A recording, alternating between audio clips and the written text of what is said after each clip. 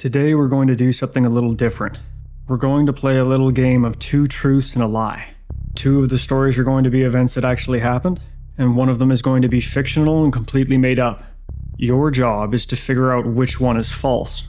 Listen to the stories very closely. Wait till the end of the video, and I will reveal to you which one is fake. Are you good enough to guess which one? Let's find out.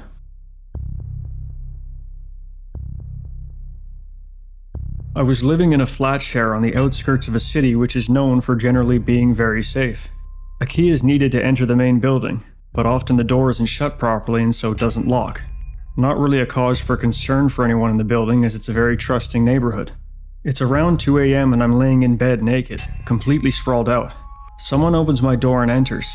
I figure it's one of my flatmates going to the balcony. You have to walk through my room to access it, so it's completely normal that someone might come in at this time.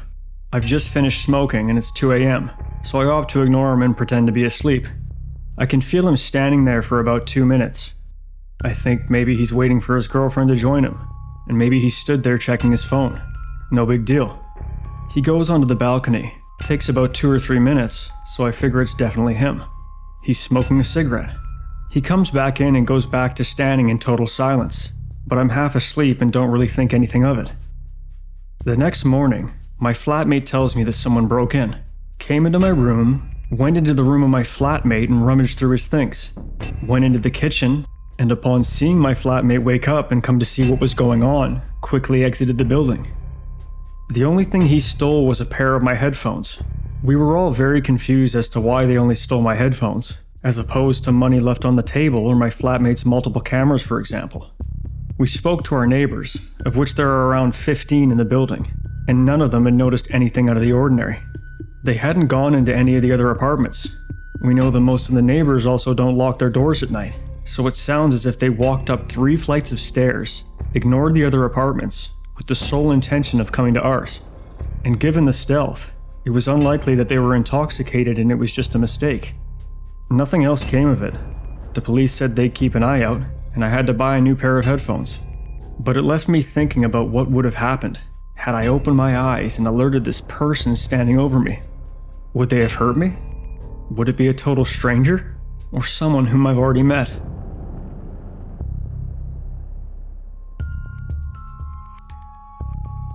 This is a story of someone I knew and had cut ties with because he was a psycho. It started about 4 years ago when I was living in a friend's house while attending a nearby university. It was myself, my friend, his sister, and their parents. Roughly about 2 weeks into staying there, my friend's sister invited her boyfriend to live in the house too, and by all accounts, he was a pretty cool guy at first. Very sociable and full of great stories. We often sat around the table for drinks or talked about life, having a smoke in the garden. Within the first month, however, as he started to get comfortable, cracks started to show in this veneer. He would rant about government conspiracy, how he was always a wronged party. He was big into Sigma male bullshit and martial arts. And Christ did he have a temper. He had this big dog he always kept in a cage that was extremely violent when he wasn't around. The dog attacked his girlfriend and had to be put down. That's when the guilt trip towards her began, and the ranting became incessant. About 2 months later, he had the bright idea to live in a shipping container, mainly because the parents wanted him out, and dragged his girlfriend along for the ride. I'm not talking about one of those chic little restoration jobs. This was a rented container, in a storage yard among the outskirts of the town we were living in. He would intimidate and threaten the staff there constantly until they called the police. This, of course, was another conspiracy. He became increasingly abusive to his girlfriend to the point where the family got involved to get her out of there. I stuck close to them, having to pretend to be on his side until he could safely get her out. They broke up, which he blamed me for, claiming I was poisoning her against him to make her mine. She has a new partner now and they're happy. We all blocked the Psycho X on everything possible, but he continued to harass him until eventually, he disappeared. Or so we thought. Fast forward to last year, I started to review messages over social media from several different accounts, blocking each one in turn when I discovered who it was. Some friendly and some hostile. One of these profiles, however, was pretending to be someone I knew from university. We talked about life and how things were going. Eventually, I was invited to a house party, claiming it was a free house and plenty of people were coming. I booked the time off work, made my travel plans, and kept talking to this friend coming up to the date of the party. I mentioned it to my friend's sister and she was interested in going herself, until I mentioned the address and she panicked. The address in question was a property belonging to the crazy ex's father that was scheduled for sale. I waited until the day of the party and called the police to check the property, claiming a suspected break-in. They found 5 people there, including the ex. Parked out the front was a butcher's van, equipped for food storage and a collection of knives, hammers, and rope. I'm glad I didn't go.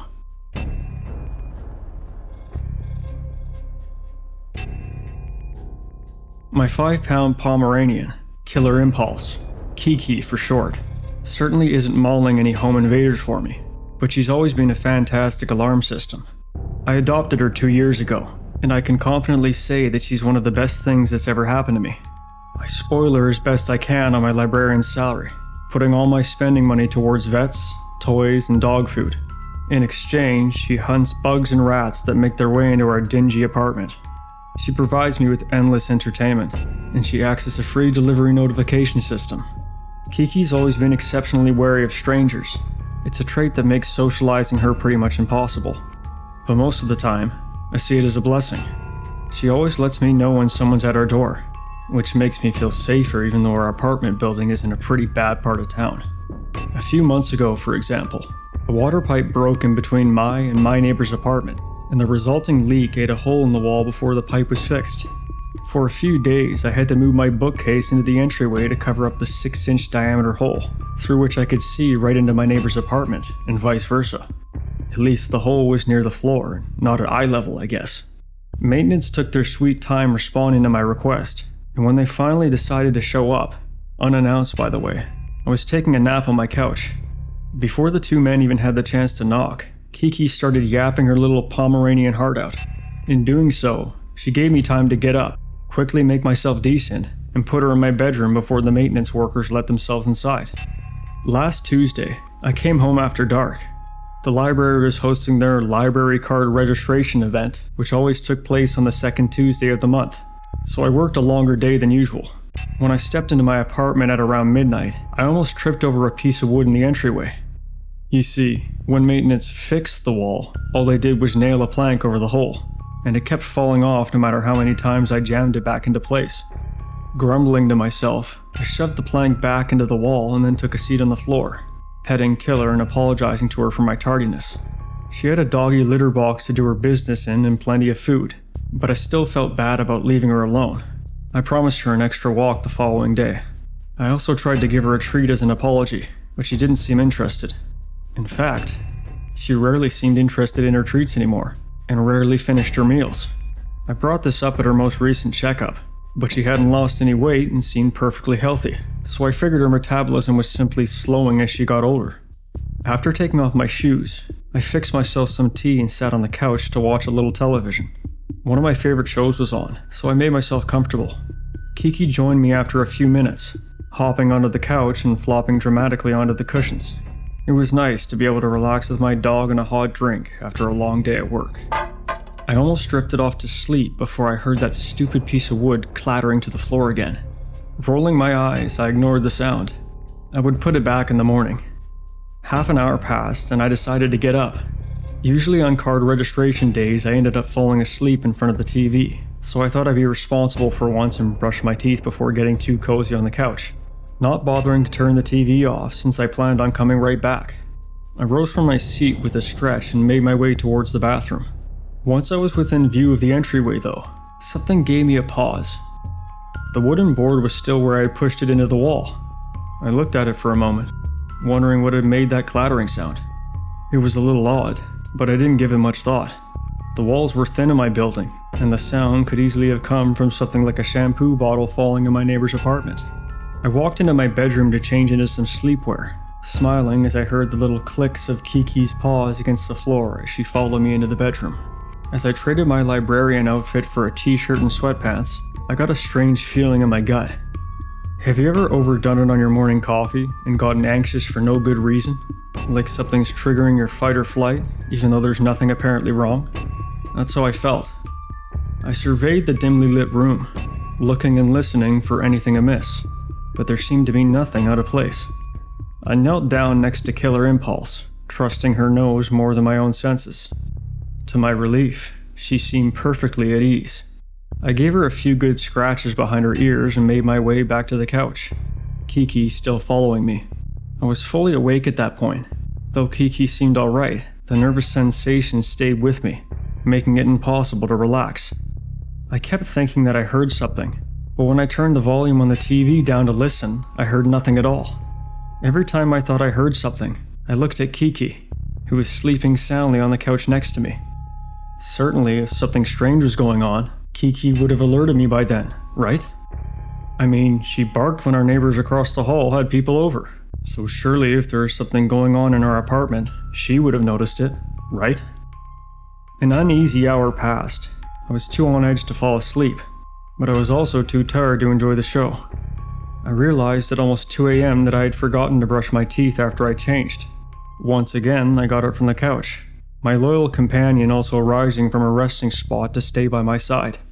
I bent down to give her a kiss on the top of her fluffy head, and then we walked together towards the bathroom. Kiki got there a little before me, stopping by the closed door and, oddly, beginning to wag. As I watched her tail swish back and forth, I realized that it wasn't just any wag either. It was the motion she made before getting a treat. Why was she making that motion in front of my empty bathroom? Kiki's always been exceptionally wary of strangers. She would never allow someone she didn't know to enter our apartment without letting me know. But what about some she did know? What about someone who had somehow been giving her treats every time they saw her? Getting her used to their scent, to their presence. I stared at the bathroom door, my heart feeling as though it were about to beat right out of my chest. I had to get out of that apartment. Damn, I said dramatically, faking an exasperated tone as best I could. Left my wallet in the car again. I'll be right back, Kiki. I backed away from the door, keeping it in my sights until I made it out of the bedroom. Kiki followed me out, and once I had made it to my apartment entryway, I grabbed my phone off the kitchen counter, scooped Kiki into my arms, and ran down the stairs to the lobby. Once I was there, I called the police to report a suspected intruder in my apartment. They found a man in my bathroom. He had been standing in my tub with the shower curtain pulled closed to obscure him.